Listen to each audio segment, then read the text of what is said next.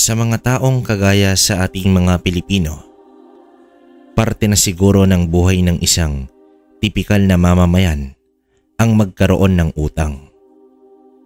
Sino ba sa atin ang ni minsan ay hindi nakaranas na mangutang? Ibig sabihin lamang nito ay mahirap ang buhay. Ngunit ano kaya ang pakiramdam ng mga maniningil ng utang? Lalo na kapag pahirapan sa paghagilap ng mga taong kailangan magbayad. Ang kwentong tampok natin sa araw na ito ay tungkol sa karanasan ng mag-amang tawagin natin sa pangalang Tatay Teban at Pulong. Naganap ito sa taong 1975 sa lugar ng Katarman, Northern Samar. Si Tatay Teban ay isang kilalang karpintero sa kanilang lugar. Magaling ito sa mga gawaing kahoy at mga pagkukumpuni. Bagamat walang maayos na edukasyon, ngunit ang mga gawa niya ay nasa antas na ng mga profesional.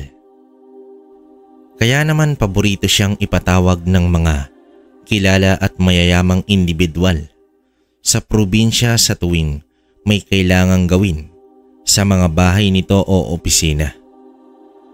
Bukod sa magaling kasi sa mga paggawa, nakatitipid ang mga ito. Hindi marunong tumanggi o magreklamo itong si Tatay Teban. Kahit pa dekalidad ang mga gawa niya. May iilan sa mga kliyente niya ang binabarat siya at sinasamantala ang kabaitan. Palaging kasakasama ni Tatay Teban itong si Pulong. Imbes kasi na kumuha pa ang Ginoo ng makakatulong na tagalabas o hindi niya kilala, mas minamarapat niyang itong si Pulong na lamang nang sa gayon. Sa pamilya pa din nila mapupunta ang kabayaran, kaya nga lang minsan ay nagiging sanhi ito ng kakulangan nga sa bayad. Dahil sa maniwala kayo o sa hindi, may iilang mayayamang kliyente ang sasabihing sapat na ang bayad sa kanila. Tutal mag-ama naman sila. Kagaya na lamang ng pinakabago nilang natapos na mga lamesa at aparador ng isang opisina. Halos mapakuyom na lamang ng kamao itong si Pulong. "O Teban, mabuti naman at natapos nyo ng maaga ang trabaho nyo. Sabi ko naman sa kanila, madali lang itong pinapagawa ko. Bueno, eto yung bayad. Tutal mag-ama naman kayo. Alam mo ba na mas mura nga ang alok nung kakilala ni Toryo? Pero syempre sabi ko, ikaw ang pipiliin ko. O sige na, wag na kayong dadaan sa opisina ni boss at abala din yun sa trabaho. Linisan nyo na lang to bago kayo umalis." Sambit dito ng lalaking nagngangalang Gaspar. Matagal ng kliyente ni Tatay Teban, ngunit isa sa pinakabarat at mautak. "Tay, bakit ba kayo pumapayag na dugasan niyang si Mang Gaspar? Alam naman natin na kulang ang bayad niya. At kita nyo naman, ibinubulsa niya yung iba, di ba? Bakit di mo sumbong sa amo niya? Palagi na lang niyang sinasabi na mas mura yung iba. Ano yun? Utang na loob natin na binigay niya sa atin yung trabaho?" Paghihimutok dito ni Pulong. Dahil sa itong Tatay Teban niya, ay panay ang pagngiti lamang na tila hindi dinadamdam na ginugulangan sila ni Gaspar. "Hayaan mo na anak. Tiyak na may dahilan niyan si Gaspar kung bakit niya ginagawa to.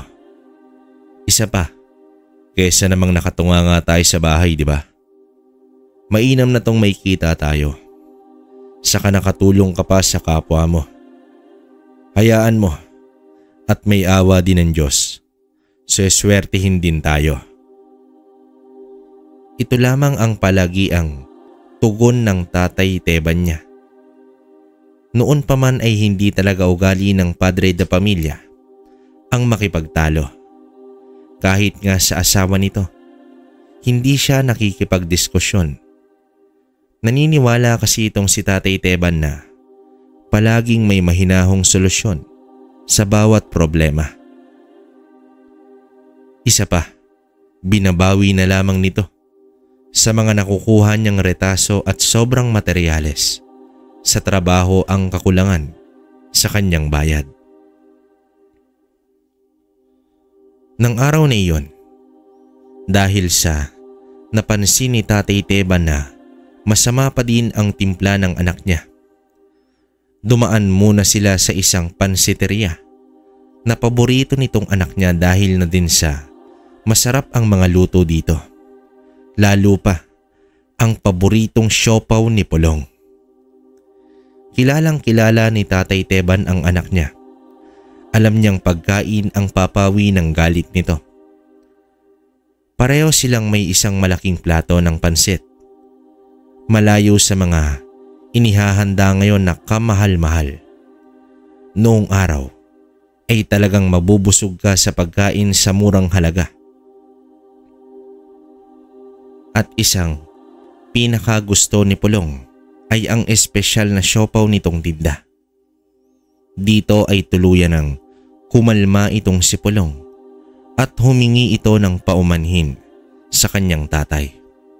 Pero hindi naman nagagalit itong si Pulong para sa sarili niya. Nagagalit siya dahil sa nakikita niyang dinaraya at inaapi ang tatay niya sa kabila ng kabutihan nito at pagiging maayos na trabahador.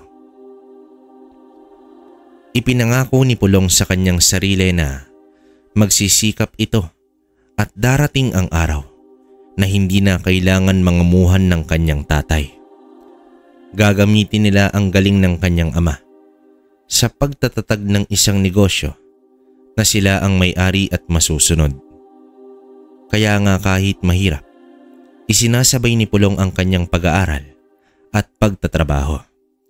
Ito lamang ang nakikita niyang susi sa pag-abot ng mga pangarap niya. Habang nag-iisip itong si Pulong, ay naagaw naman ang atensyon niya nang makita niyang naroroong papalabas na ng kainan ng Tatay Teban niya. Akala niya ay paalis na sila. Pero bago pa ito makatayo, nakita niya ang kanyang ama na may nilapitang tao sa labas. Tila isang babae at inabutan niya ito ng pagkain na nakalagay sa isang supot. Nakita pa niyang nagpasalamat itong babae sa kanyang ama at pagkatapos ay umalis na sa tapat nitong karinderya. Marahan naman niyang sinundan ng tingin ang tatay niya na papasok na sa kainan. Malapad ang ngiti nito at tila labis ang kagalakan kaya hindi maiwasan ni Pulong na magtanong dito sa kanyang ama. Tay, sino ba yung babaeng yun? Mukhang baliw na palaboy ah. Bakit po parang kilala nyo? Nagtatakang tanong dito ni Pulong sa kanyang ama. Hindi naman niya inasahan na totoong kakilala nga ito ng kanyang ama. Dati kong kamag-aral yan anak, kapanahunan ko sa elementarya. Di ko nga alam kung anong nangyari sa kanya. Mayaman naman sila noong araw. Palaging masasarap ang baon niyan sa klase nun. Huli kong balita kasi sa kanya, nadisgrasya ang mga magulang niya. Tapos hindi na siya nakapasok ng klase. Wika naman ni Tatay Teban. Kasunod ng pagwiwika nito at pagbibigay halimbawa sa anak niya. Dito nga sa palaboy. Ayon pa kay Tatay Teban, hindi sa lahat ng panahon ay mahirap sila at kapos. Dahil sa parang gulong nga raw ang kapalaran. Minsan nasa taas at minsan naman ay nasa baba. Kaya ang mahalaga ay mag-iwan ka ng magandang impresyon sa iyong kapwa. Dahil sa hindi mo alam kung sino ang susunod na mangangailangan ng tulong. Maaaring dumating ang panahon umano na ang mga tinutulungan nilang tao ang siyang sasagip sa kanila. Ganoon ang prinsipyo ni Tatay Teban. Isa pa, mas masarap daw kasi sa pakiramdam ang gumawa ng mabuti sa kapwa. Matapos naman ang kanilang pagmimerienda sa pansiteria at nang makabili na ng pasalubong sa nanay nitong si Pulong, lulan ng bisikleta ay nagtungo na silang pauwi sa kanilang baryo. Kakaiba sa maliwanag na syudad, ang kanilang baryo ay bahagyang madilim pa dahil sa kalahati ng mga residente dito ay wala pang kuryente. Kabilang na sila Pulong dito. Gasera at madalas na pagsusunog lamang ng mga tuyong damo at dahon sa labas ng kanilang bahay ang meron sila bago matulog. Hindi pa kasi nila kaya ang magdagdag ng mga gastos sa kanilang bahay. Mas prioridad nila ang pag-aaral ni Pulong at ang pagbabayad sa utang nila noong operahan ang nanay ni Pulong.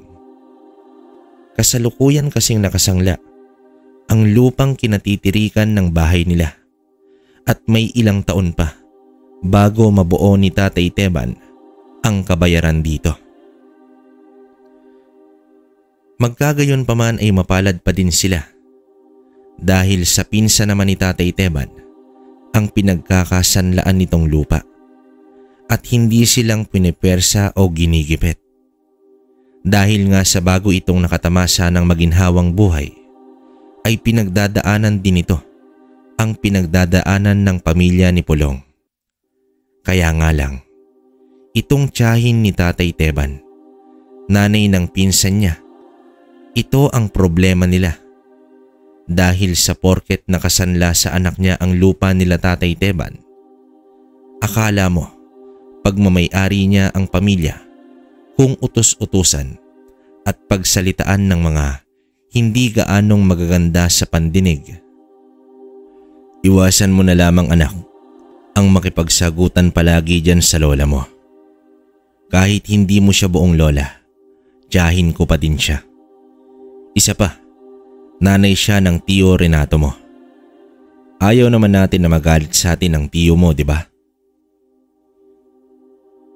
Palaging bilin ng tatay ni Pulong ang habaan ang pasensya. Kahit pa hindi na din makatao ang trato sa kanila nitong ginang niya. Hanggang isang araw, selebrasyon ng kaarawan nitong tiya ni Tatay Teban na tawagin natin sa pangalang Tia Puring.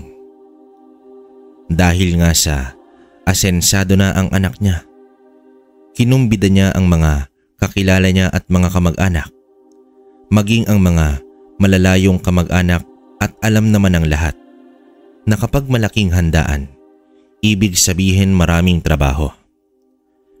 Kaya naman inutos nitong si Tia Puring na tumulong ang nanay ni Pulong sa kusina at itong sila Pulong at Tatay Teban naman sa pagluluto sa likod bahay. Maayos naman sana ang araw na yon hanggang sa nakaramdam ng masama itong nanay ni Pulong. Biglang nanghina dahil na din sa nagdaang operasyon. Dito na nagkaroon ng maliit na kaguluhan sa loob ng kanilang bahay. Dahil nga sa natumba itong nanay ni Pulong sa lamesa kung nasaan yung mga handa at ilan sa mga naroroong nakahain ay nagkalat at nabasag pa ang mga plato at baso na inilalabas lamang ni Tia Puring sa tuwing may handaan sila. Dahil nga dito ay nagalit ng todo ang matanda. Subalit aktong pagpasok ni Pulong sa bahay para tingnan ang nangyari nang makita niya kung papaanong sampalin ng matandang si Tia Puring ang kanyang ina habang nakasalampak ito sa lupa. Marahil dahil napuno na din itong si Pulong, tumakbo siya papalapit sa kanyang ina at itinulak itong si Tia Puring. May kahinaan lang naman ito at ni hindi nga natumba ang matanda. Pero pinaalis silang tatlo sa handaan at pinagmumura pa nito. Ni hindi naman siya nilingon ni Pulong at ito ngang si Tatay Teban ay labis ang pagtatanong sa kung ano daw ba talaga ang nangyari at bakit galit na galit ang matanda. Dito ipinaliwanag ni Pulong ang buong kaganapan at nakita nga niya ang pananampal at pamamahiya ng matanda sa kanyang ina.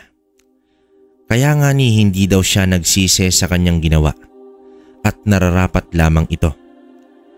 Magkagayon pa man ay pinagsabihan pa din siya ng kanyang ama na hanggat maaari ay unahin ang kalmadong pakikipag-usap at wag na wag basta paiiralin ang puot at galit. Naunawaan naman ito ni Pulong at nanghingi ito ng kapatawaran sa kanyang ama. Inagapan na lamang nila ng nanay niya dahil sa totoong masama ang pakiramdam nito at mataas ang lagnat dahil na din marahil sa labis na pagod sa sunod-sunod na araw ng kanyang paglalaba. Wala silang perang pampaospital kaya naman sa manggagamot ng baryo nila ito pinatingnan. Mabuti na lamang at labis na pagod lang ito at madadaan sa gamot na mula sa mga herbal.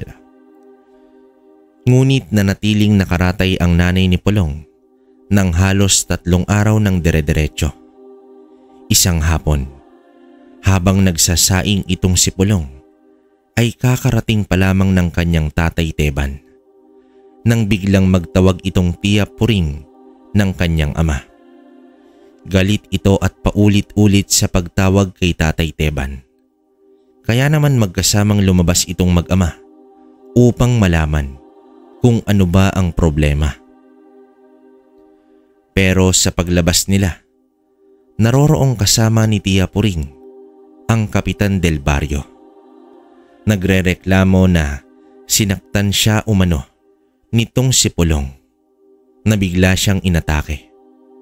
Bagay na pinasinungalingan naman ni Pulong pero pinagpipilitan ng matanda na sinaktan nga siya nito.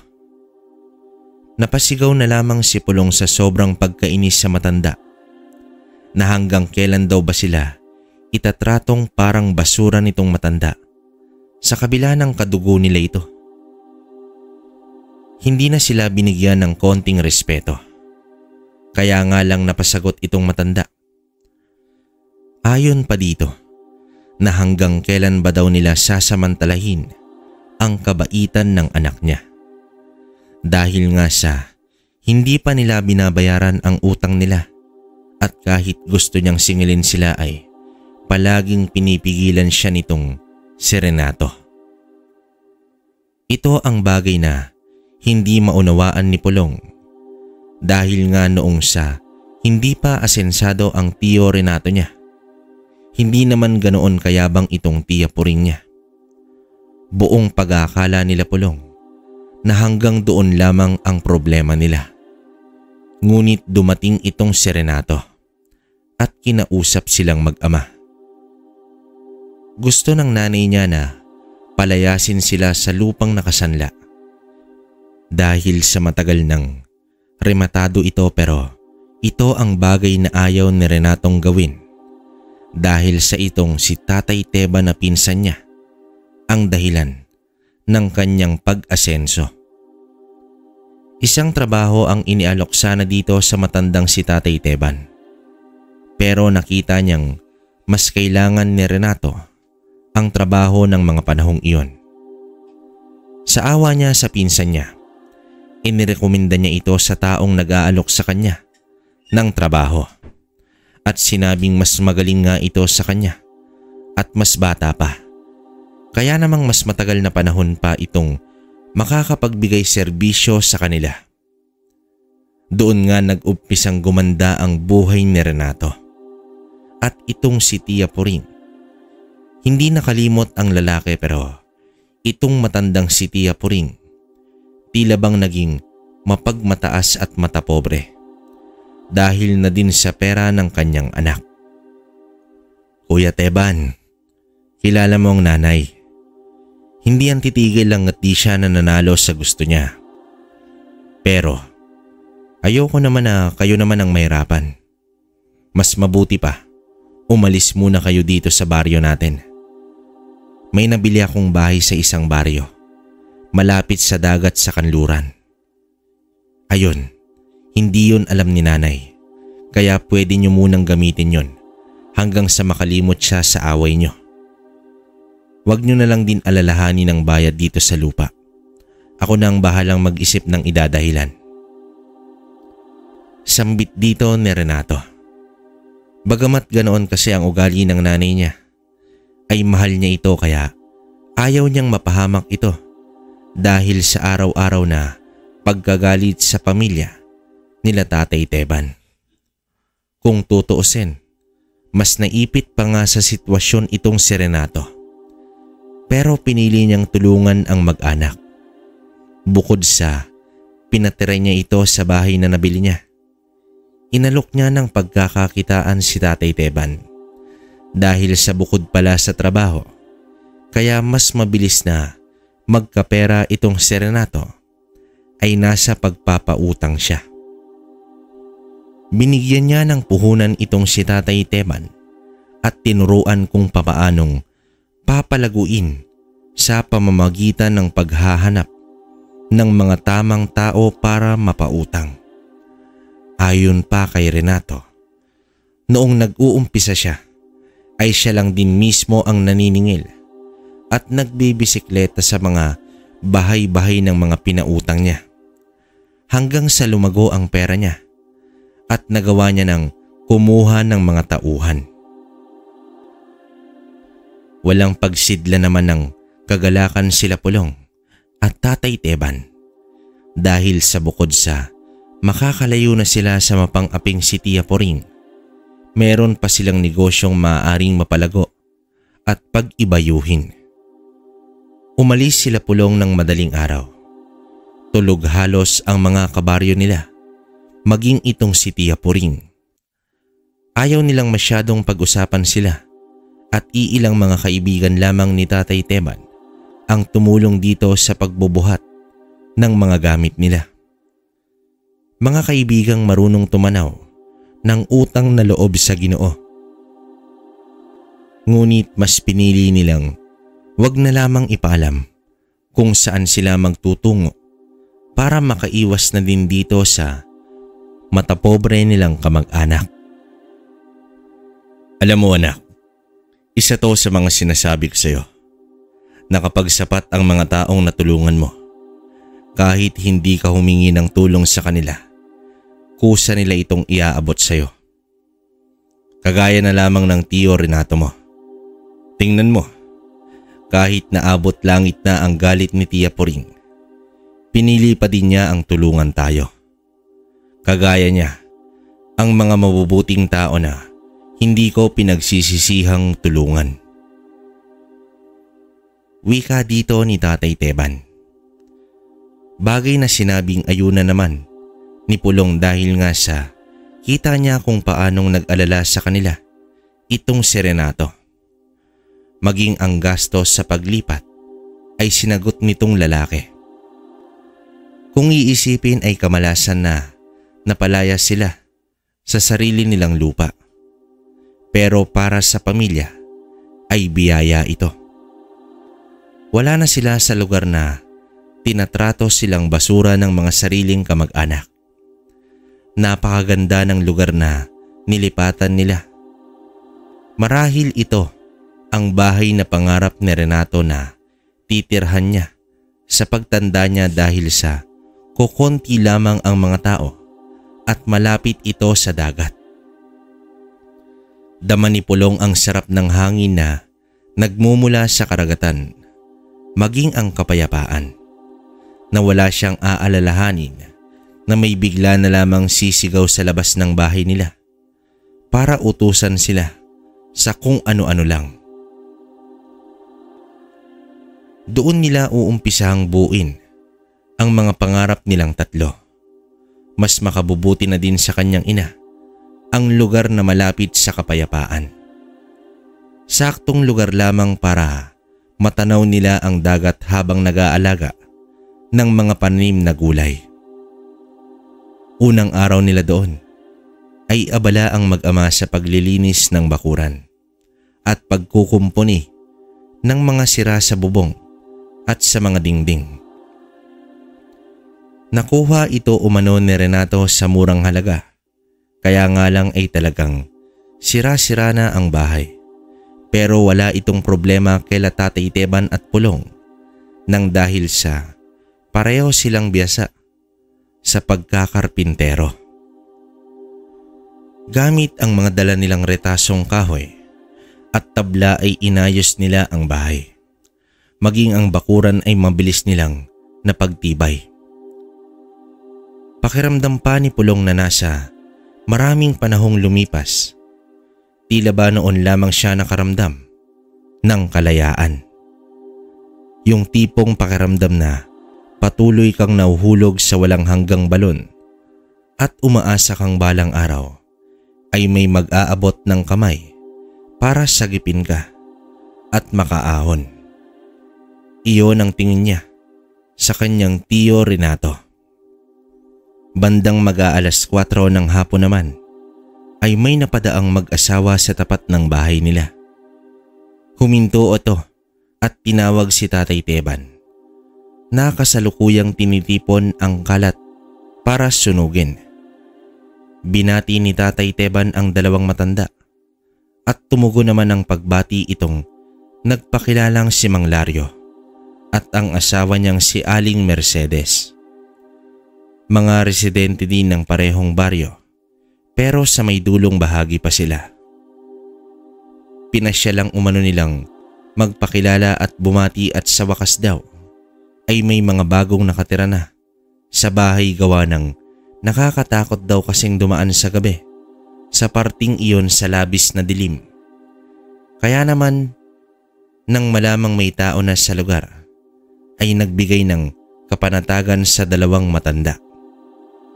Matapos ito ay nagpaalam na ang dalawa na nag-iwan pa ng bunga ng papayang hinog para kaila Tatay Teban, tanda ng pakikipagkaibigan nila. Matapos ito ay nagtuloy na itong matatanda sa bayan. Ang bahay na tinitirhan nila Pulong ay may linya na ng kuryente, kaya naman hindi na sila mahihirapan pa. Naipaayos na kasi ito ni Renato noong nakuha niya ang titulo at plano na sanang ipaayos para sa kanyang sarili. Pero dahil nga sa hindi inaasahang problema ay sila Pulong muna ang titira dito. Sa pagkagutom naman ni Pulong ay agad niyang hinugasan itong prutas at masayang kinain. Sapat na ito para maibsan ang gutom at pagod niya sa araw na iyon. Hanggang sa sumapit ang takip silim. Malakas ang apoy sa mga kalat na sinunog nila na nagbibigay ng liwanag sa malawak na kapatagan. Plano ni Tatay Teban na sa sunod na araw nga ay bibilhan ng mga bumbilya itong mga ilawan nila nang sa gayon makaranas naman sila ng maliwanag na gabi. Isa pa, babalik na ang kanyang nanay sa pananahi. Iyon na lamang ang ibig na ipagawa nitong si Tatay Teban sa kanyang may bahay para naman hindi masyadong mapagod. Nang sunod na araw, maagang bumangon ang mag-ama. Balak nilang mag-umpisang pag-aralan ang lugar at magtungo sa palengke. Dahil nga sa ang turo ni Renato, ang unang mapagkukunan nila ng mga maasahang mangungutang na magbabayad ay sa loob ng palengke. Pero syempre hindi naman basta-basta lang na magtitiwala ang mga ito sa kanila. At ganun din sila sa mga magiging kliyente nila. Unti-unti sa araw-araw, nagtitinda ng mga basahan si Pulong sa palengke habang ang kanyang tatay naman ay patuloy sa kanyang trabaho sa pagkakarpintero. Kailangan muna nilang makabisado ang takbo ng buhay ng mga tao doon at kailangan nilang makuha ang tiwala ng mga ito. Hanggang sa nasa 4 na buwan na ang lumipas. Magdi-Disyembre at ayon sa karanasan ni Renato, sa buwang ito marami ang nangangailangan ng pera. At iyon ang perpektong pagkakataon kaila Tatay Teban at Pulong upang umpisahan ang kanilang negosyong pautang. Mula sa mga taong kumukuha ng mga basahan kay Pulong hanggang sa mga naging kaibigan nila sa bayan ay nakakuha nga sila ng iilang panimulang kliyente. Kailangan lamang nila itong alagaan at kagaya ng natutunan nila kay Renato, wag na wag paiiralin ang damdamin at pagkaawa.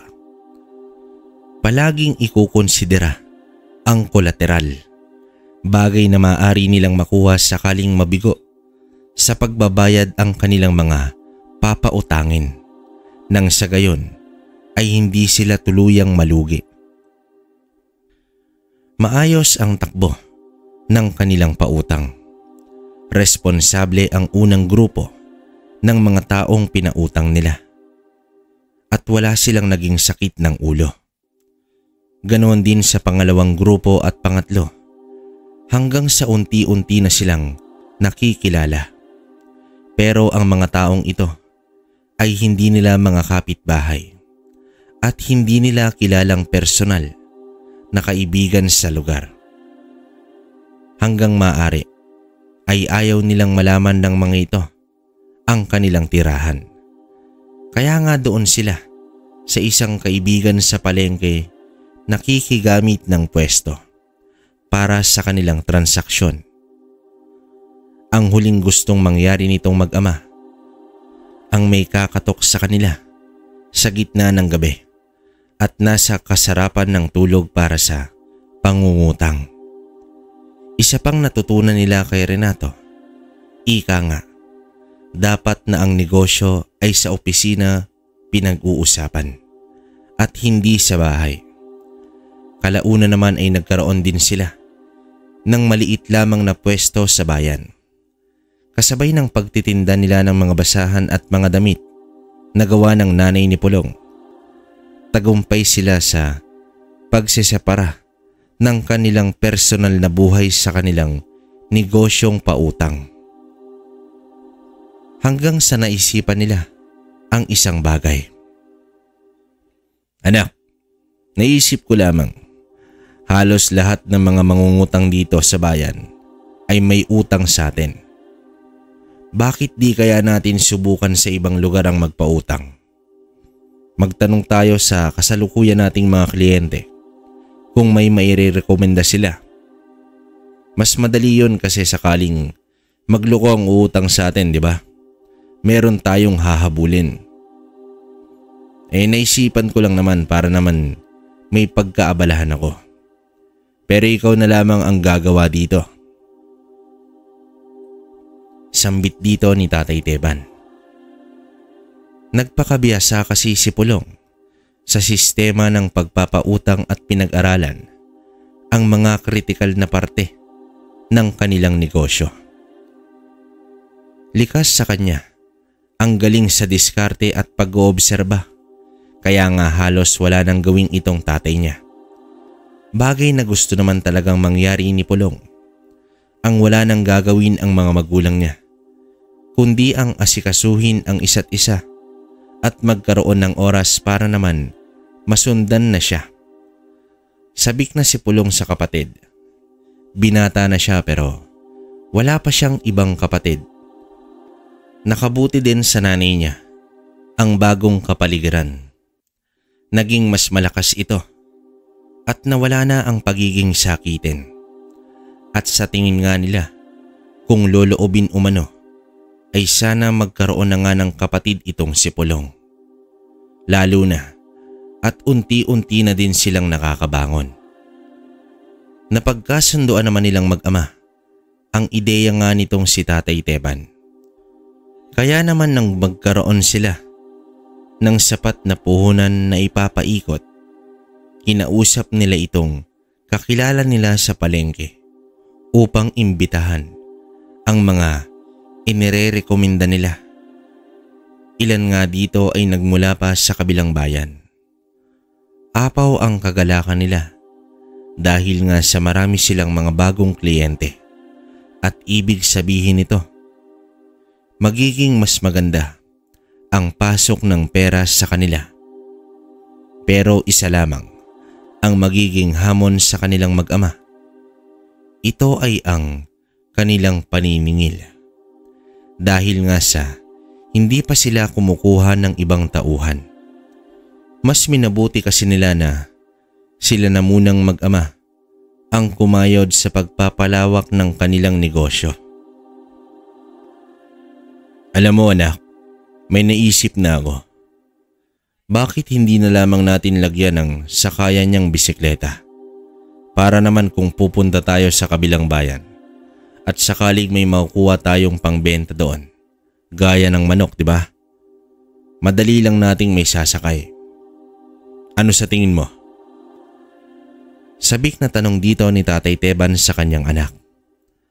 Magaling sa mga paggawa itong si Tatay Teban. Pero pagdating sa pag-iisip at pagdidiskarte sa kanilang pautang, si Pulong naman ang inaasahan niya. Dahil sa alam niyang mas magaling ang desisyon nito. Isa pa, hindi ito masyadong naapektuhan ng damdamin o emosyon sa pagpapautang. Dahilan upang mas maging tama ang mga pagpapasya niya. Alam kasi ni Tatay Teban na kung siya ang makikipag-usap sa lahat ng taong ibig mangutang sa kanila, baka lahat pinautang niya na dahil sa bawat isa naman ay may kanya-kanyang kwento ng pagsubok sa buhay.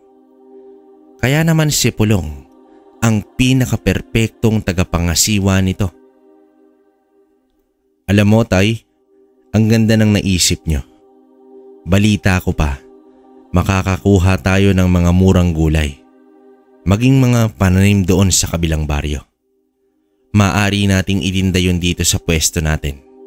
Kahit papaano, makakatulong na din sa ating mga gastusin, di ba? May kakilala kung maaring gumawa ng bisikleta natin tay. Hayaan mo't kakausapin ko. Tugon naman dito ni Pulong, nalabis din ng tuwa. Masaya siya na sa matagal na panahon na pakiramdam niyang pasanin siya ng kanyang ama. Ngayon ay magkatuwang na nilang pinag-uusapan ang mga bagay para sa kanilang kinabukasan.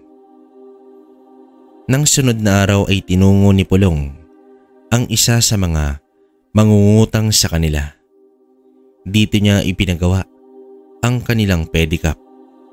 Dahil nga sa mas makakamura siya dito, gawa ng naging kaibigan niya na rin ito sa ilang ulit na pag-utang nito sa kanila. Halos 1 linggo lamang ay natapos na nga itong kanilang pedicab. Pinalagyan ni Pulong ng bubong ang pedicab at may mga kargahan ng gamit sa taas at sinigurado nilang matibay ang kahan nito. Binalak niyang gawing itong sorpresa sa kanyang Tatay Teban. Gawa nga ng pinapapinturahan niya ito sa paboritong kulay ng kanyang tatay. Kulay asul. Di naman may pinta ang kagalakan sa mukha ng kanyang ama nang makita ang pagbabagong anyo ng kanilang bisikleta. Bagamat kasi maaari naman na silang makuha ng segunda manong sasakyan, pero hindi nila ito prioridad. Kailangan muna nilang makapag-ipon upang mabayaran ang pagkakautang kay Renato at matubos ang kanilang lupa. Pagkatapos ay plano nila itong maibenta at hahanap sila ng bahay sa bago nilang baryo. Isa pa, para kay Tatay Teban, ay magandang ehersisyo ito kay Pulong at sa kanya na din. Kaya nga nang pumasok ang unang araw ng sunod na buwan, panahon ng paniningil nila. Gamit ang kanilang pedicab ay sinubukan nilang iikot ito sa malalapit na sisingilin. At pagkatapos bandang linggo naman ay maaga silang nagtungo sa karatig na bayan. Masaya sila. Presko ang hangin at konti lamang ang mga sasakyan sa daan. Tinaon nila na walang gawa ang mga tao nang sa gayon ay mabibisita nila ito sa mga bahay-bahay o kaya sa tindahan sa palengke. Nang marating nila itong bandang may simbahan, ay natuwa itong si Pulong dahil sa napakaganda ng lugar na iyon. Animoy na sa lugar siya ng nakaraan dahil sa tanawin ng mga lumang establishmento at mga bahay. Pero malayo pa doon ang baryong pupuntahan nila. Ayon sa napagtanungan nila, mga 1 oras pa kung nakabisikleta sila pero maayos naman daw ang daan at hindi mahihirapan ang pedicab. Kaya lang, nagtaka sila sa bili nitong matanda. Mga iho, kung kayo'y magtutuloy nga doon, tiyakin nyo lamang na bago pa mag 4:00 ng hapon, narito na kayo sa bayan. Huwag na huwag kayong papaabot ng gabi sa pupuntahan nyong baryo. Nauunawaan nyo ba? May kung ano sa mga sinabi nitong matanda ang nagpabagabag kay Pulong. Tila ba may gusto siyang ipahiwatig kaya nga lang hindi niya masabi ng direkta at nagpapalinga-linga pa nga siya sa paligid na animoy tinitingnan kung may nakikinig ba sa usapan nila. Hanggang sa magbigay ito ng isang tila ba batong itim kay Tatay Teban. At napabulong ito na ibulsa lamang daw ito at wag na wag aalsin hanggang sa makauwi sila sa bahay nila.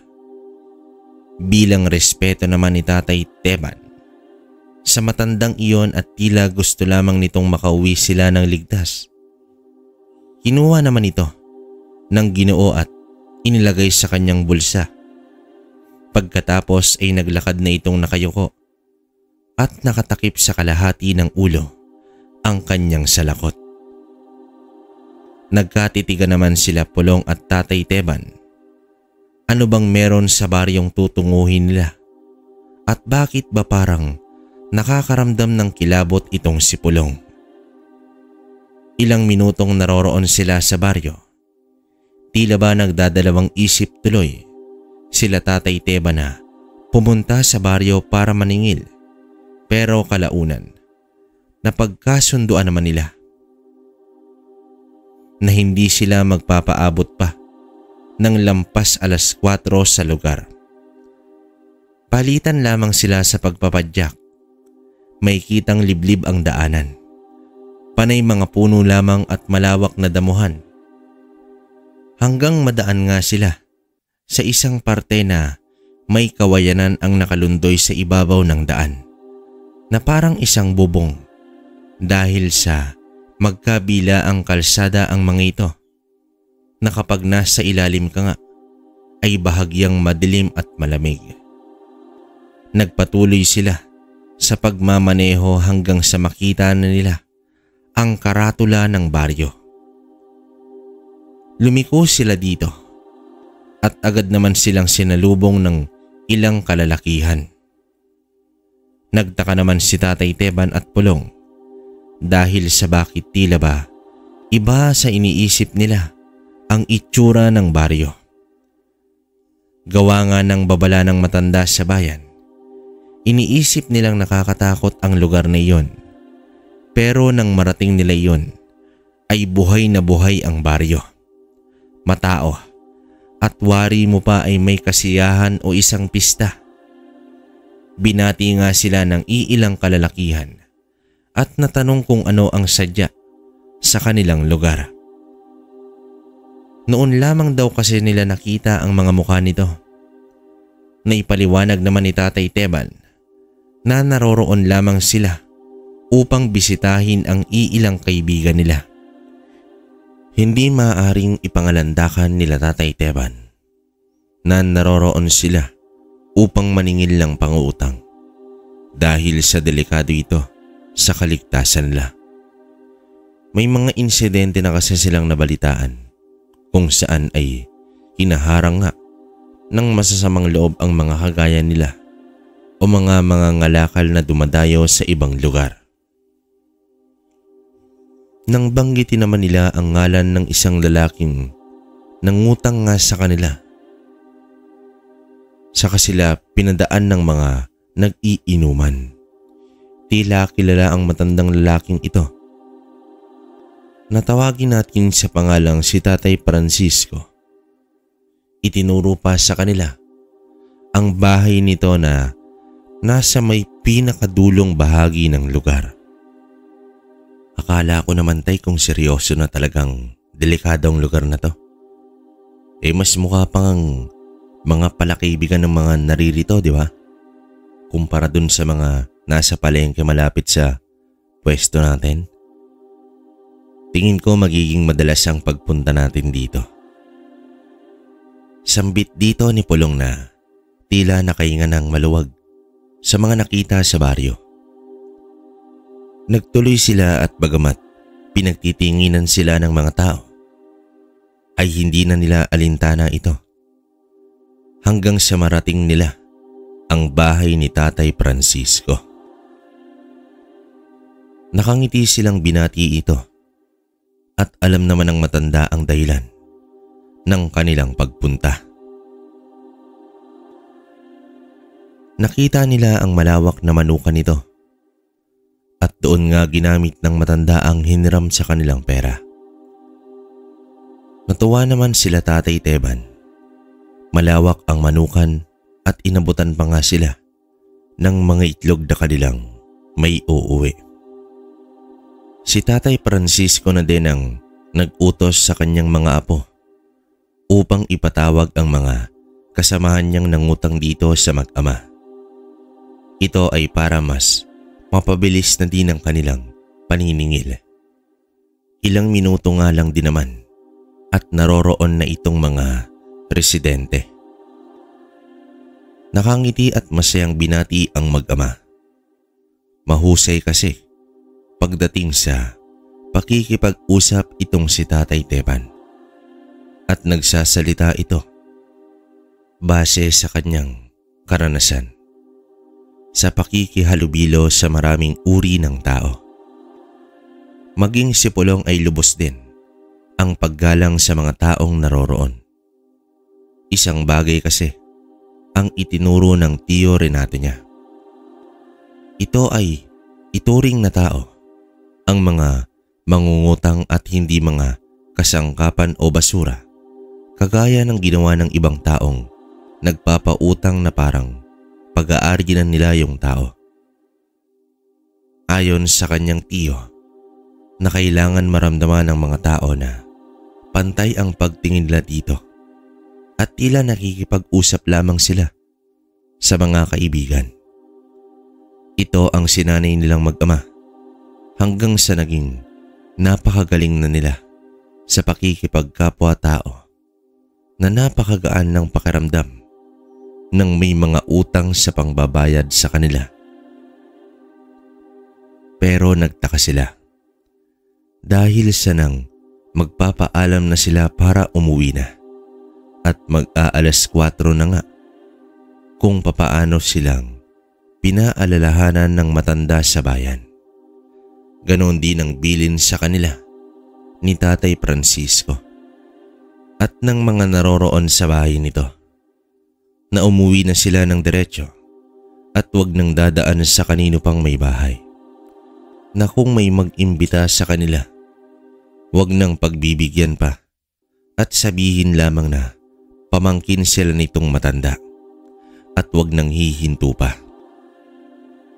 Dito ay muling nakaramdam ng kaba ang mag-ama dahil sa hindi na lamang iisang tao ang nagbigay sa kanila ng pagpapaalala. Sa pag-iisip nila na maaaring may iilang residente doon ang hindi masyadong palakaibigan o maaaring may mga tao sa labas ng baryo ang hindi kanais-nais ang gawain. Kaya sila pinapaalalahanan. Sumagot naman sila ng mga sinserong pagpapasalamat sa mga taong naroroon. Binigyan pa sila ni Tatay Francisco ng ilawang lampara sakaling abutan daw sila ng dilim sa daan at batid nilang malayo pa ang uuwian nitong mag-ama. Pakatatandaan nyo lamang dalawa, wala kayong ibang hihintuan hanggat hindi kayo nakakarating sa bayan nyo. Ano man ang marinig nyo o makita sa daan, pilitin nyo na huwag pagtuunan nito ng pansin. Kahit pa makakita kayo ng duguan sa daraanan nyo, lampasan nyo lamang ito at huwag na huwag nyong tatangkaing lapitan. Hindi ko kayo tinatakot, pero ayokong mapahama kayo.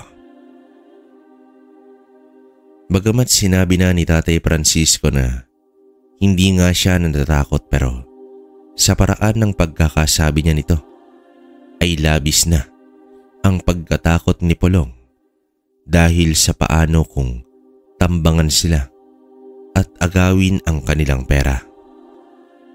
At paano kung saktan sila o mas malala pa ay patayin ng mga masasamang loob.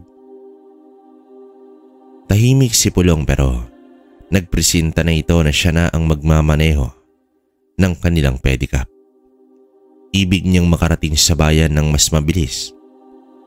Ayaw na niyang maranasan ng personal ang kung anumang ibig sabihin nila Tatay Francisco at ng matanda sa bayan. Sinikap niyang magmabilis sa pagpapaandar pero pinaalalahanan siya ng kanyang ama na baka umano sa labis niyang pagmamadali ay lalo silang magkaaberya. Kaya naman pinakalma niya ito at sinabihang magdahan-dahan. Maliwanag pa naman at may 2 oras pa sila bago mawala ang araw. Aabot pa sila sa kanilang bayan. Ito ang kailangan marinig ni Pulong upang kumalma siya. Tuliro na kasi ang isipan niya sa pag-aalala, hindi para sa kanyang sarili, kundi para sa kanyang tatay. Ayaw niyang mapahamak ito. Ngunit nakaramdam ng pagkapagod itong si Pulong. Pinulikat ang mga paa niya sa dire-diretsyong pagpadyak sa kanilang pedicab. Kaya naman nang mapansin ng kanyang ama, nahirap na ito. Ipinahinto nito ang sinasakyan nila upang magpalit sila. Pinasakay ni Tatay Teban itong si Pulong sa loob at siya naman itong nagmaneho. 5:30 na.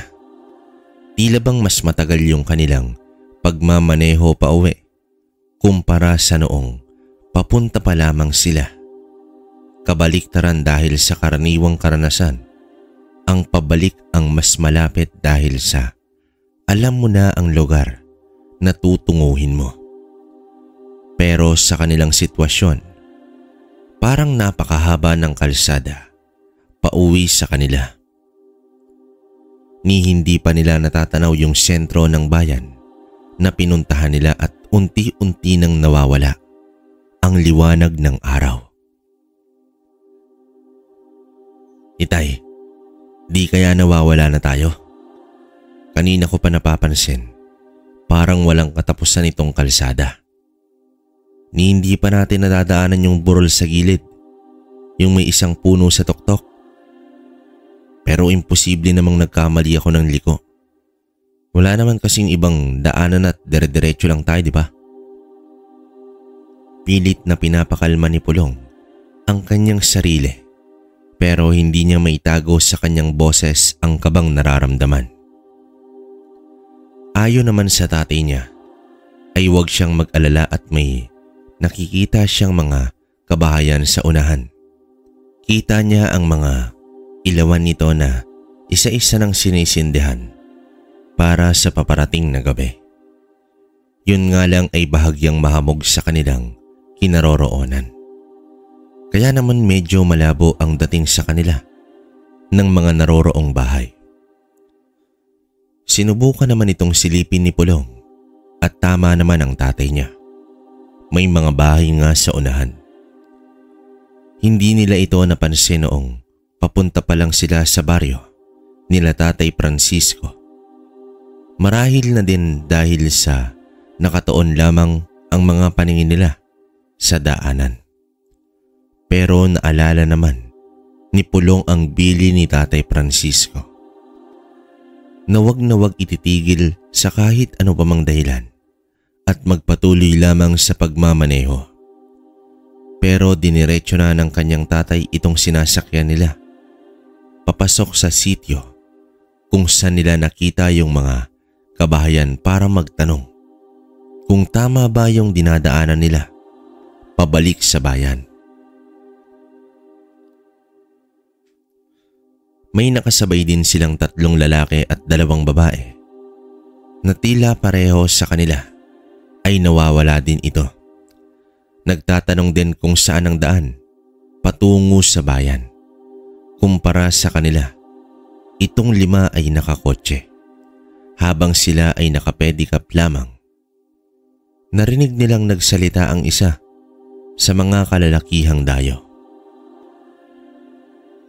"Manong, naliligaw din po ba kayo? Ilang oras na kasi kaming nagpapabalik-balik. Hindi namin makitang daan palabas dito. Kailangan namin makarating ng syudad bago mag alas 7 ng gabi. At inaasahan na kami ng tiyahin ko sa kanila." Wika ng lalaki na nagpakilalang si Bartolome. Mga taga-syudad itong nagtungo lamang sa parting iyon ng bayan upang mamasyal. Kaya nga lang sa hindi nila maintindihang dahilan, nawawala sila at halos paubos na ang gas ng kotse. Pero hindi pa nila mahanap ang daanan palabas. Nagsalita naman ang isang matandang naroroon sa isang maliit na tindahan na halos wala namang laman ng paninda at may malamlam na gasera. Ayon dito, diretsuin lamang nila ang daan. Wala naman daw umanong ibang kalsada papunta sa bayan at yun lang daw. Pero sinabi naman ni Bartolome na ilang ulit na nga silang tila nagpapabalik-balik kahit hindi naman sila lumiliko. Hindi na sila pinansin pa ng matanda. Nakaramdam naman ng biglang paglamig ng katawan itong si Tatay Teban. Wari pa niya ay may nagsasabi sa kanya na umalis na sila sa sityong iyon dahil sa nag-aalala siya sa mga kabataang dayo. Kaya naman minabuti niyang yayain na ito. "Mga bata, mas mabuti pa siguro sabay-sabay na lamang nating hanapin ang daan palabas. Madilim na din at kailangan namin ng ilaw. Sundan niyo na lang kami para siguradong iisa ang daan natin na tinatahak. Taga-kabilang bayan pa kasi kami at pareho lang tayo ng nararanasan. Mukhang walang may tutulong sa atin ang mga tao dito. Normal lang para sa mga hindi magkakakilala ang magtaka at mag-ingat at tila pang hindi lubusang magtiwala. Ito ang mga kalalakihan kaila Tatay Teban. Nang mapansin naman ni Pulong na tila alangan itong mga nakasasakyan na pagkatiwalaan sila, agad niya nang niyaya itong si Tatay Teban niya at sinindihan na lamang yung gasera. Wika pa nito na wala na silang oras para alalahanin ang iba pa at mag-isa ang nanay niya sa bahay nila. Hindi naman na nagpumilit itong si Tatay Teban at iniwan na nga itong grupo ng mga dayo. Pero isa sa mga dalagang naroroon ang nagtiwala na lamang sa kutob niya. Pinilit niyang sumunod na itong mga kasama niya pero ayaw makinig at nagmamatigas na doon lang sila sa sityo. At mas ligtas nga. Total gabi na. Matutulog na lamang daw sila sa kanilang kotse. At kinaumagahan ay Mag-aabang ng mga dadaan sa kalsada para manghingi ng tulong. Ayaw daw nilang ipagkatiwala ang kaligtasan nila sa mga estrangherong nakapedicab lang. Hindi na lang ito pinansin nila Pulong at Tatay Teban, pero itong dalaga na tawagin natin sa pangalang Angelina.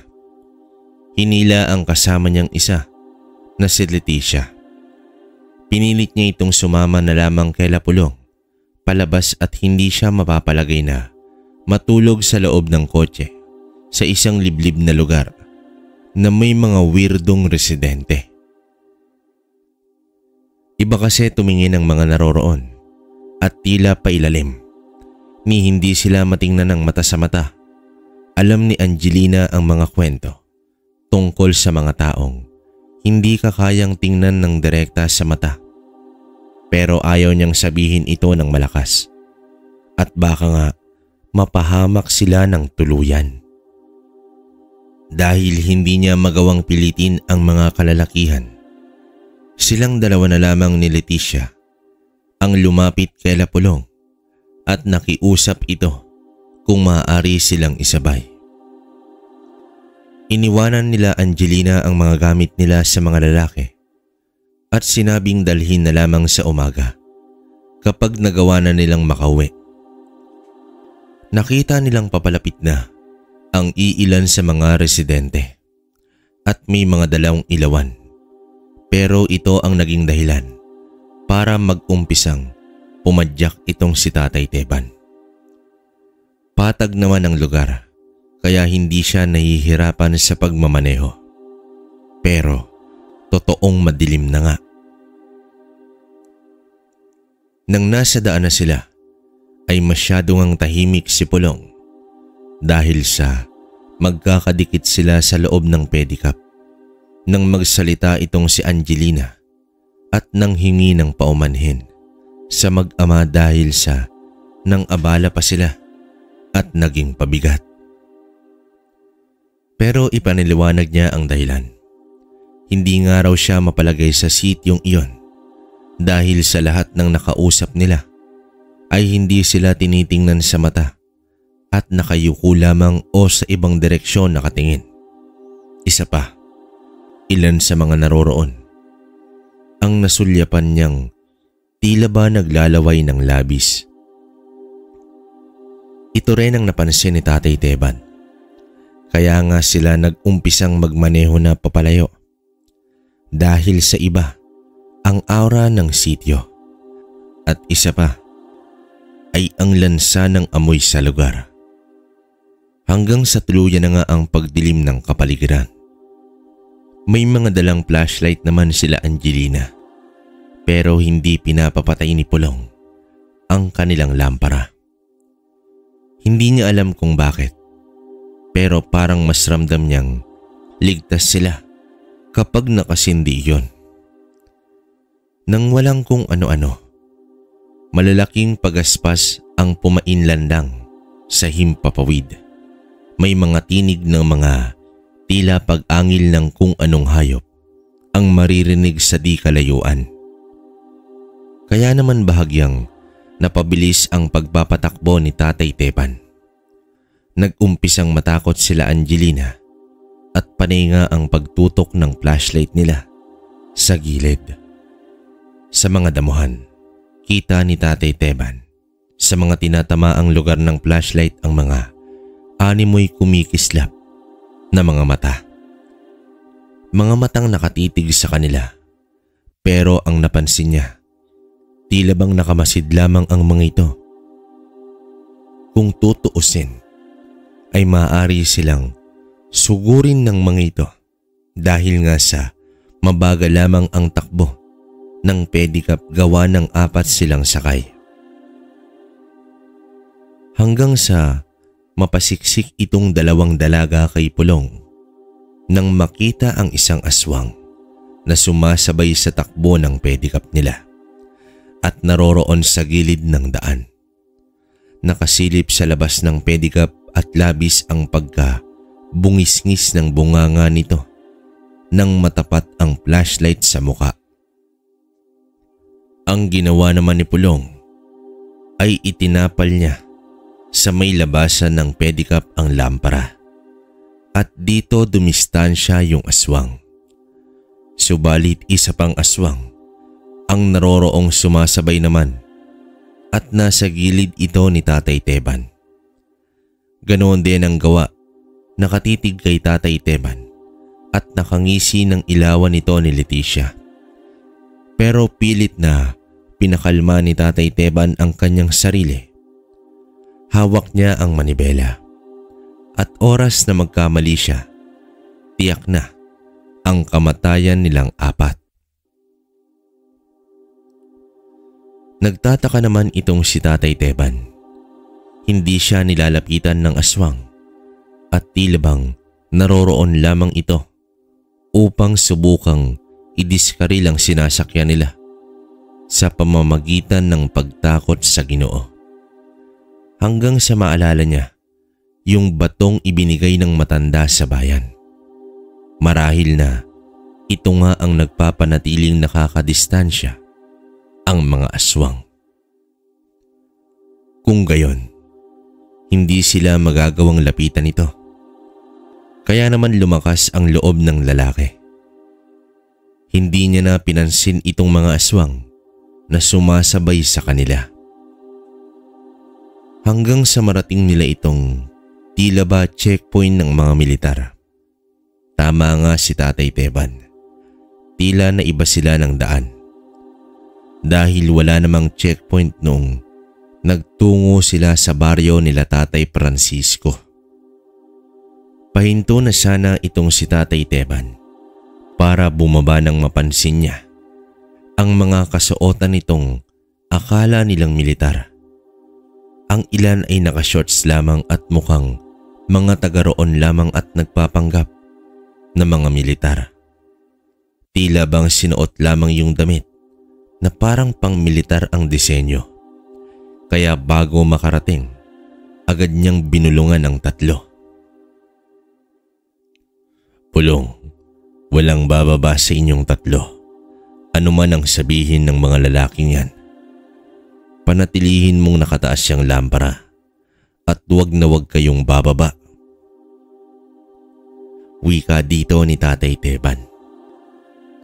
Alam na din ni Pulong na may kakaiba sa mga tao sa unahan hanggang sa marating nila ang kunwaring checkpoint at hinarang nga sila upang ma-inspeksyon umano. Mabilis na nag-isip itong si Tatay Teban.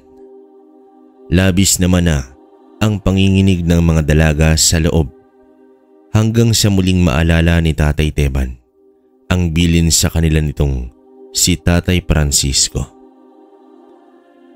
Lumapit sa kanila itong dalawang lalaki at tinanong kung saan sila nanggaling at kung maaari daw ba silang bumaba sa pedicab. Halata naman ni Tatay Teban na hindi kaanong makalapit itong dalawa at nananatiling nakadistansya. Amoy niya din ang napakabahong samyo sa paligid na tila bang nanonood sa mga ilong nila at lalamunan. Matagal bago nakasagot itong si Tatay Teban. Pero sa mga sumunod na winika niya ay nagtinginan itong mga kalalakihan. Pasensya na kayo mga Ginoo, pero hindi kami maaaring bumaba pa ng mga anak ko. Kailangan lang namin ang makauwi. Nanggaling kami sa tiyuhin kong si Francisco at napasarap ang kwentuhan namin. Sambit dito ni Tatay Teban at sinabi niya ngang mga anak niya ang sakay niya. Binanggit pa niya ang baryo ni Tatay Francisco at ang mga natatandaan niyang mga pangalan ng pinautang nila sa baryong iyon. Dito nag-usap-usap itong mga nagpapanggap na militar. Ilang beses na sumulyap sa pedicab at tila bang nagtatalo. Pero nang maglao naman, ay itinaas na ng mga kalalakihan itong iniharang nilang kahoy sa daan at pinadaan na sila Tatay Teban. Halos tila nanuyo na ang mga lalamunan nila sa labis na takot at buong pag-aakala nila ay kamatayan na nga nila ang kaharap nila. Pero salamat sa tulong ni Tatay Teban at sa mga bagong pangontra at sa lamparang nagpapanatiling ligtas sa kanila kontra sa mga aswang. Alam nila Tatay Teban na pawang mga aswang ang humarang sa kanila at kung nagkamali at nataranta itong mga babae at tumakbo papalabas ng pedicab, tiyak na napahamak na sila. Dire-diretso lamang sila Tatay Teban hanggang sa marating nila ang bayan sa lugar na yon kung saan wala din tao sa labas. Pero kumpara sa kung saan sila nanggaling, doon ay mas panatag na sila. Naligtas sila sa kapahamakan. Nagmungkahi sila Tatay Teban na manatili muna sila sa may simbahan at doon na magpaumaga dahil sa maaring kapag nakausap ng mga taga-sityo itong mga aswang na nakasuot pang militar, maaaring malaman ng mga ito na yung dalawang babae ay mga dayong hindi kasama nila Tatay Teban at baka habulin sila. Kinaumagahan, inantay nila Angelina at Leticia itong mga kasama nila pero walang dumating. Tila hindi ito nakaligtas. Ibig sanang samahan sila ni Tatay Teban para magsumbong sa kapulisan pero labis na ang takot ng dalawa at nakiusap na isama lamang sila patungo kung saan sila uuwi. Wala kasi silang kilala doon bukod sa 3 lalaking kaibigan nila na pawang mga taga Maynila. At dapat na magtutungo sana sila sa bahay ng mga kamag-anak nito. Nirespeto nila ang kagustuhan ng dalawa. Isa pa, ayaw din nila Tatay Teban ang masangkot sa kaguluhan. Baka sila pa ang balikan ng mga aswang. Ilang araw na namalagi sa bahay nila itong dalawang dalaga hanggang sa ihatid na nila sa barko patungong Bicol kung saan mula ay alam na daw nila ang pabalik sa Maynila. Nang sumapit ang panahon ng singilan, sila Tatay Francisco na ang dumalaw sa tanggapan nila Tatay Teban. Nalaman nito ang nangyari sa kanila at nang maitanong ni Tatay Teban kung anong nangyari sa 3 lalaking dayo, walang isinagot ang matanda. Wala umano silang nakitang mga dayo. Siyempre, ano pa nga bang aasahan nila? Maaring itong sila Tatay Francisco ay parte din ng pangkat ng mga aswang na nagkataong mabait lamang sa kanila. Salamat na lamang sa matanda at sa misteryosong lalaki sa bayan na nagbigay ng mutya ng bulalakaw kay Tatay Teban. Saka lang nilang nalaman na mutya ito nang maipakita nila sa kaibigang antingero. Tila ba nagdala ito ng swerte sa kanila. Umasenso sila at naglaon. Ay nag-iba ng negosyo. Tinalikuran na nila ang pagpapautang dahil sa maraming beses na silang kamuntikang mapahamak.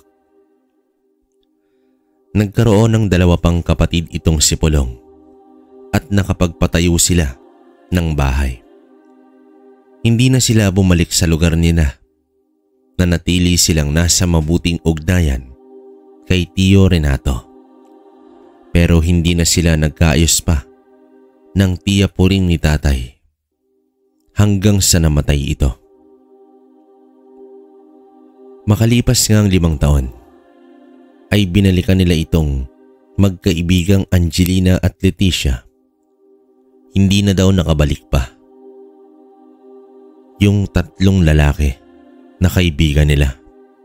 Naroroon lamang sila para bisitahin ng pamilya upang muling magpasalamat at para makita na din ni Angelina si Pulong. Nagkatuluyan itong dalawa.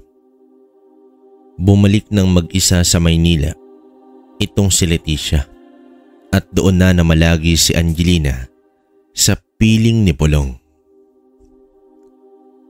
Sa mga naganap, tila totoo ang lahat ng mga pangaral ni Tatay Teban. Ikalat mo ang kabutihan sa maraming tao at tumulong ka hanggat kaya mo nang walang hinihinging kapalit. Dahil sa oras na kailanganin mo ito, darating ito kahit hindi mo pa inaasahan.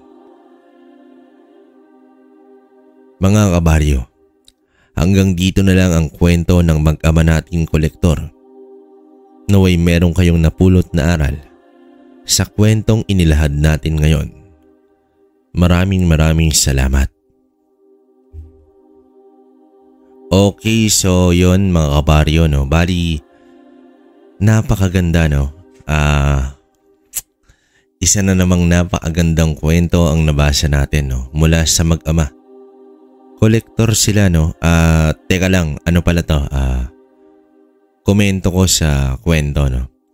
Bali, yun nga, sa mga hindi nakakaalam, parang sa ngayon kasi sa kapanahunan natin, siguro ang iba, Bombay na yung naabutan, no? Yung tinatawag nilang 5-6, pero etong panahon nila, Tatay Teban at ni Pulong, kolektor sila, no? Ganun din, wala namang pinagkaiba.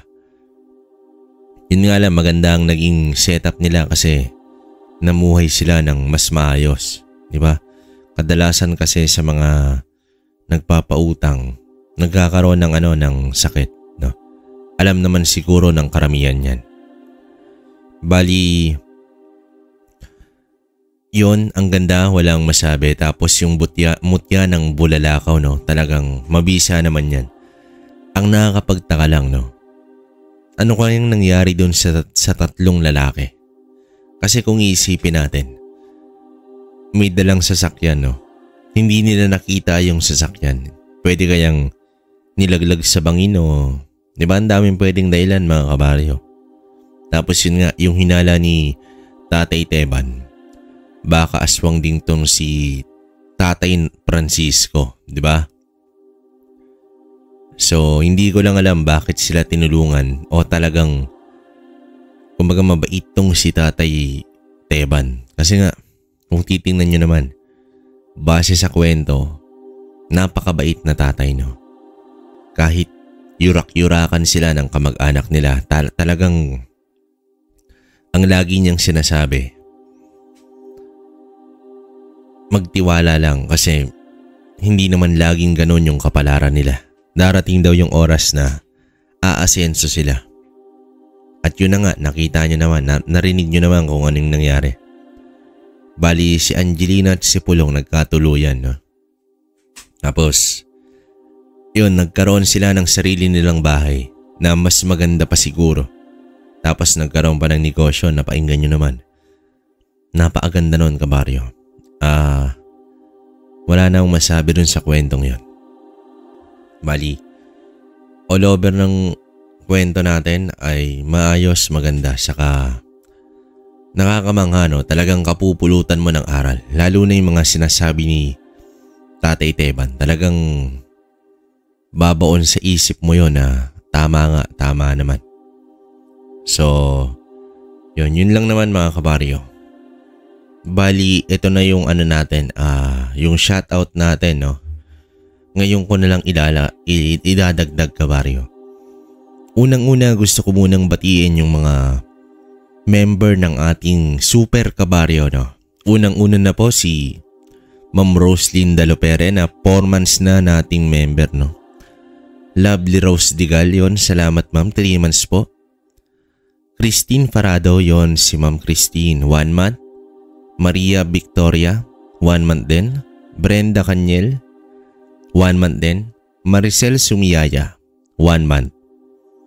Marvin George Foley, 16 days. Yan. So, Yan, nakikita nyo yung mga bago nating members, no? Sa mga hindi nakakalam, may nagtanong kasi kung paano makakasali, no? Ano lang naman yan, pupunta kayo ng kwentong baryo, sorry. Tapos, yung katabi ng subscribe, merong dun join. Pipindutin yung join. Pipili kayo ng member club, no? Kung saan nyo gusto, sa Super Kabaryo ba? Solid Kabaryo, ano? Meron dyan mga kabaryo. Hindi na kayo mahirapan kasi ginawa ko na yan para sa inyo. Yun nga, may bayad siya pero hindi naman ganun kalaki. Sobrang baba lang kabaryo. Tapos kahit papano, may mapupunta sa amin dyan, no? Yun, parang tulong nyo na rin yun. Tapos ito yung mga nag-comment sa ating upload kay Pilo, no? Unang-una, Arlene Culspesa, salamat po. Brain Omega, salamat boss. Ramonita Verdugo, yon si Nanay Ana, salamat. Si Binket, kabaryo may tanong ako. Kung sa'yo rin ba ang isang channel na katatakutan? Ayan, ito yung nakaraan. Sabi ko hindi. Ano yan? Na-report na natin yan mga kabaryo, no? Si Ma'am Araceli Asahi, salamat po. Carmelita Pruna, shoutout sa inyo. Emil Bautista, salamat. Pilipina Palsario. Mark De La Cruz, yon boss, salamat. Rayan Plasencia, salamat po. Lubidina Alahas. Tama ba? Ayun, sige. Tama naman. OFW from Kuwait, salamat po. Joel Di Guzman, salamat boss. Sorry, may sipon tayo kabaryo. Gemma Yanson, salamat. Ma'am Carmelita Pruna ulit. Happy Sigrani, salamat. Nario Matim, salamat po. Gina Bel Bogador, salamat. Hazel Snowy, salamat from Texas daw. Rude De La Cruz, salamat boss. Zairi kayo Kilaton, yon salamat. Rhea Galang, salamat din. Alma Hornales. Corazon Clemente, salamat po. Corazon Nepe, yun, salamat. Ellen Quianos, salamat. Asil Gumban, salamat po. Pinay sa Cyprus, salamat Nay. Lisa, no, si Ma'am Lisa, yan, salamat. Juanita, no, ayan, yun, si Ma'am Juanita Sosa, salamat po. Zoray Dalong Champs, yun, salamat. Anisetas Channel, salamat. Apple Malyari, Inday Samante, yan. June Alcantara, boss, salamat sa'yo. Janice Gomba, salamat po. Joan Rosal, Norlang, yun, salamat. Si Blue, no, na lagi ring nakikinig sa atin, yan, salamat po. Redali Vincent Sabir, salamat boss. Susan Manalo, salamat. Mary Cres Dumael, salamat po.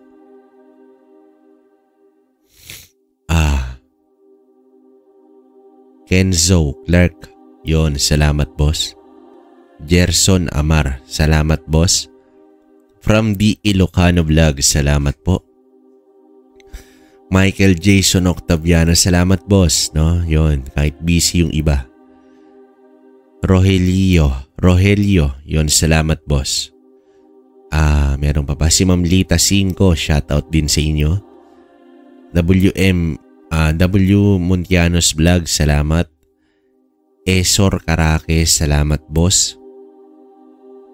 Si Dave from KSE, no? Yun yung tanong ni Dave kanina, si Boss Dave, no? Marilu Matsuda, salamat ma'am sa pagtutok ulit.